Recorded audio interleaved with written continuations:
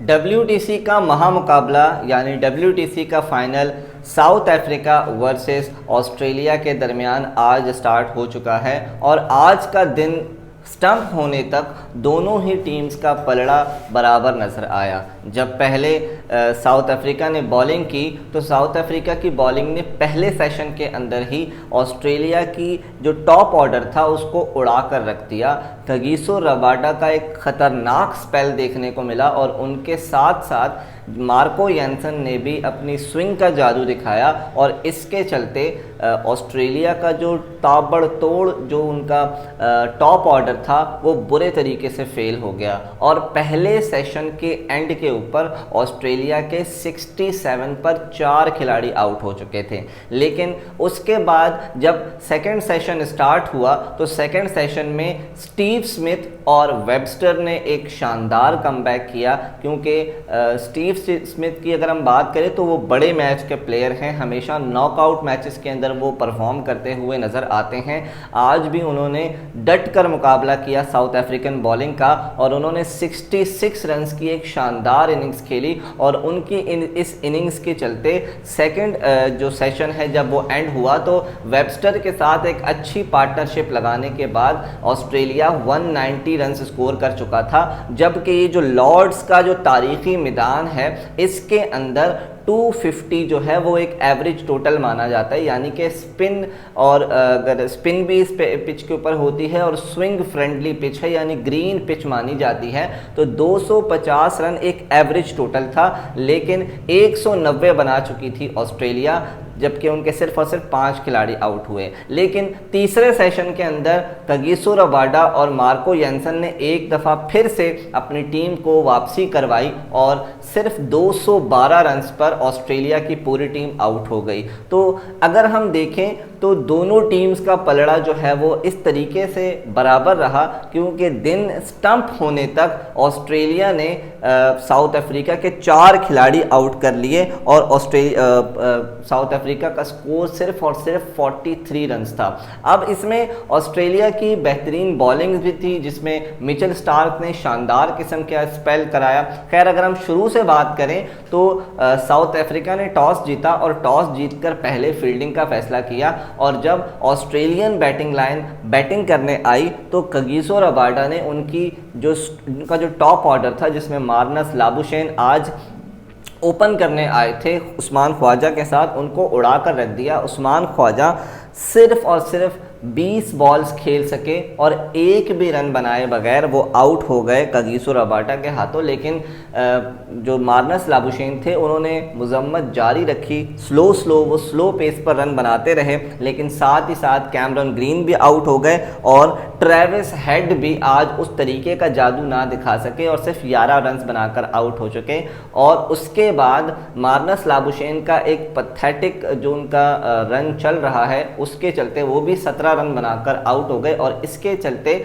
South Africa एक dominance दिखाती हुई नज़र आई और ऑस्ट्रेलिया सिर्फ और सिर्फ 67 पर 4 खिलाड़ी आउट थी। लेकिन उसके बाद स्टीव स्मिथ की एक शानदार इनिंग्स आई, 66 रन उन्होंने स्कोर किए, एक शानदार पार्टनरशिप की वेबस्टर के साथ और वेबस्टर भी एक उभरता हुआ सितारा है ऑस्ट्रेलिया का और जिस तरीके से आज उन्होंने बैटिंग करके दिखाई है, अपनी टीम को बैक किया है, ये आगे आने वाले वक्तों में ऑस्ट्रेलिया की तरफ से एक शानदार स्टार हो सकते हैं। खैर दोनों ने एक अच्छी पार्टनरशिप की, 60+ रन्स की पार्टनरशिप, जिसके चलते ऑस्ट्रेलिया दूसरा सेशन एंड होते होते 190 तक पहुंच गया। लेकिन उसमें स्टीव स्मिथ की विकेट जा चुकी थी और स्टीव स्मिथ की विकेट ली भी किसने?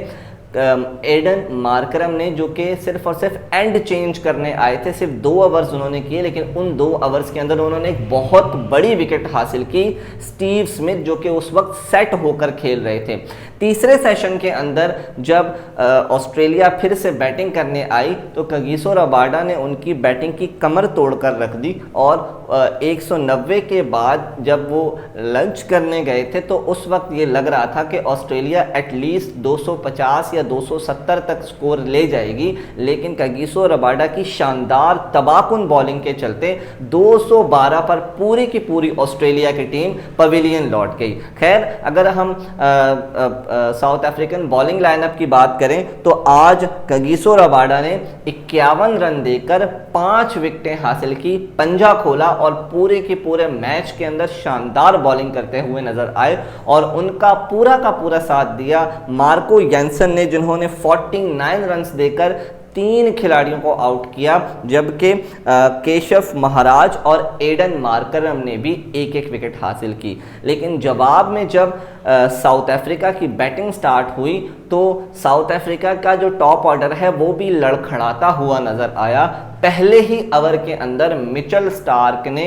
एडन मार्करम की गिल्लियां उड़ा दी, क्लीन बोल्ड किया उन्हें और इस बोल्ड के साथ, इस विकेट के साथ इस चीज़ का स्टेटमेंट दिया है कि ऑस्ट्रेलिया भी इस मैच के अंदर उतना ही इन है। लेकिन उसके बाद रायन रिकल्टन भी 16 रन बनाकर आउट हो गए, रियान मोल्डर भी सिर्फ और सिर्फ 6 रन बनाने में कामयाब हुए और ट्रिस्टन स्टब्स भी 2 रन बनाकर आउट हो गए। और डे जब स्टंप हुआ तो साउथ अफ्रीका का स्कोर था 43 फॉर 4 और इस वक्त क्रीज के ऊपर टेम्बा बवूमा और डेविड बेडिंगम मौजूद हैं। टेम्बा बवूमा 3 रन पर खेल रहे हैं और डेविड बेडिंगम 8 रन पर खेल रहे हैं। अब अगर हम साउथ अफ्रीका की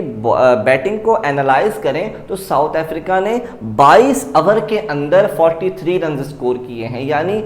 2 से भी नीचे का स्ट्राइक रेट है, रन रेट है उनका। इतना स्लो जब आप खेलेंगे, जब आप शेल में चले जाते हैं तो उस वक्त विकेटें गिरने के चांसेस बहुत ज़्यादा हो जाते हैं। इसी के चलते ऑस्ट्रेलिया की टीम हावी होती हुई नजर आई और ऑस्ट्रेलियन बॉलर्स एक शानदार फॉर्म के अंदर नजर आए और मिचेल स्टार्क, जॉश हेजलवुड और पैट कमिंस ने इनके टॉप ऑर्डर की गिल्लियां उड़ा दी और साउथ अफ्रीका अब एक ऐसी सिचुएशन के अंदर है जहां उन्हें एक सॉलिड पार्टनरशिप की ज़रूरत है, जैसे स्टीव स्मिथ और वेबस्टर ने लगाई थी। खैर, अगर आज हम ऑस्ट्रेलिया की बॉलिंग की बात करें तो मिचेल स्टार्क ने